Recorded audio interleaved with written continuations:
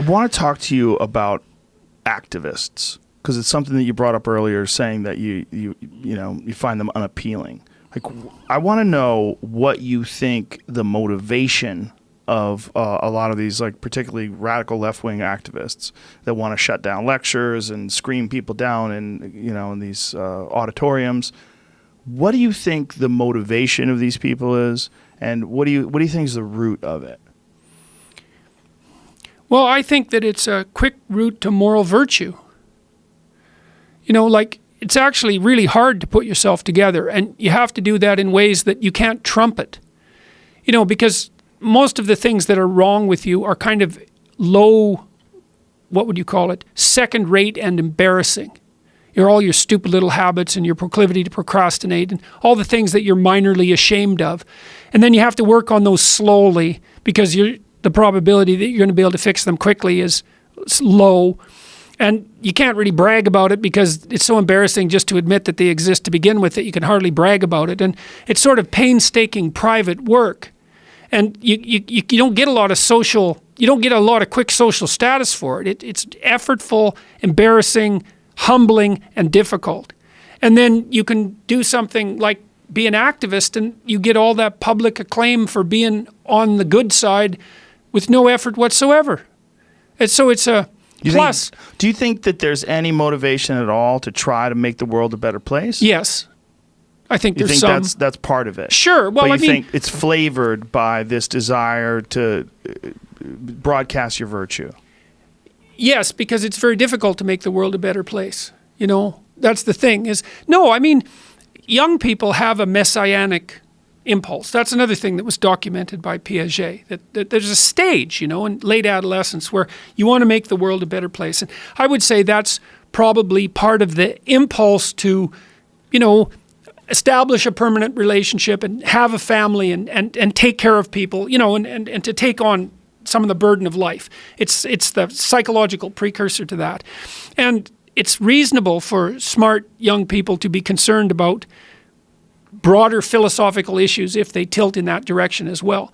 But it's all too easy for that to be pathologized into resentment for those who seem to have more unfairly, and also to take the easy route out. And there aren't easy routes. There are only difficult routes to doing useful things. And it's better just to do that. And then, so I think that there's some impulse to, there's some wish that things could be less unfair and that fewer people could suffer. But it's kind of a low-level virtue, that reflexive compassion. I'm not saying it's without merit, because that compassion is the basis for the ability to take care of people who are ill and infants what makes and so you forth. feel it's low level? Like, where is that? It's not from? thought through.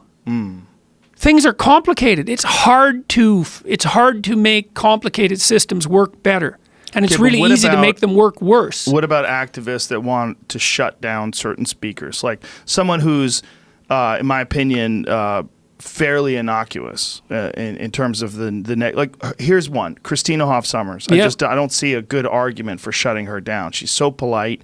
She's a feminist. She's well read. Yeah, she's a really nice person. Janice Fiamenko is like that too in Canada. Same sort of person. Doesn't make sense that people would shout her down, yet they do. Oh yeah, they shout her down. They say horrible things about her. They mischaracterize her in a really brutal way that it completely invalidates their argument or their opposition to her, to anyone that's paying attention to what she said. Oh well, a lot of it is also just immature acting out. Yes, and there's an arrogance to tolerated in some sort of very strange way. Yeah, it is. Well, yeah, it's part of our doubt, I suppose, about authority and about our willingness to assume that all authority is contaminated by power. It's sanctioned heckling too. Yeah. It's almost like if you're doing a play, or a musical, or you're singing a song, and someone just decides to start screaming out. Well, that person's an asshole. But if you're espousing an opinion, and that person decides to scream out, and they do so under the guise of moral virtue, well, it's undeserved access to power. Yes. And it's no wonder that the radical leftists in particular concentrate on power. Everything's about power. Well, then it's okay if they use power as part of their means of expression. It's like, well, you're just playing power games. It's perfectly reasonable, even appropriate for me to play power games because, I'm oppressed compared to you. If everything's power, then everybody gets to yell. Right. And there's one of the things I realized about recently as well is that there isn't a debate about free speech exactly, not the way that we think about it, because there's the classical defense of free speech. So the classical defense of free speech is that it's better for both of us if we're able to exchange our opinions because I have the opportunity to learn from you and you have the opportunity to learn from me and you have the opportunity to learn from your own mistakes and social feedback, and so do I. And negotiation beats war. Okay, so that's kind of the classical. Now, but that's predicated on some assumptions, and those are you're an autonomous being, you're capable of formulating an opinion that's actually unique to you, and that in dialogue we can mutually modify each other's unique opinions in a way that produces a mutually harmonious and beneficial outcome. That's all the predicate. Well, the people who are opposed to free speech, you see, it's not that they're trying to shut down people whose opinions are different than theirs exactly. It's that they're opposed to the idea that free speech exists. It's a way deeper problem. Because at the bottom of the postmodernist mess is the following assumption, is that, well, there's no one way of interacting with the world that's preferable to any other way. And so what people do is organize themselves into hierarchies of power and then struggle for dominance within the hierarchies, and then the hierarchies struggle between each other. So it's a landscape of warring hierarchies. That's all it is. And you think that you're a person and that you have an opinion, but you're not. You're just the mouthpiece of your privileged hierarchy. And so am I. And it's incommensurate if we're from different hierarchies. There isn't a you talking to a me that could come to an agreement. There's just you acting as a mouthpiece for your power and me acting as a mouthpiece for my power. And so since I'm part of my group and I want to win because it's all about power, then why the hell would I ever want you to talk? It's not like I have anything to learn from you, or even that learning is possible, or even that there are two people having a discussion. There's nothing but the mouthpiece of power.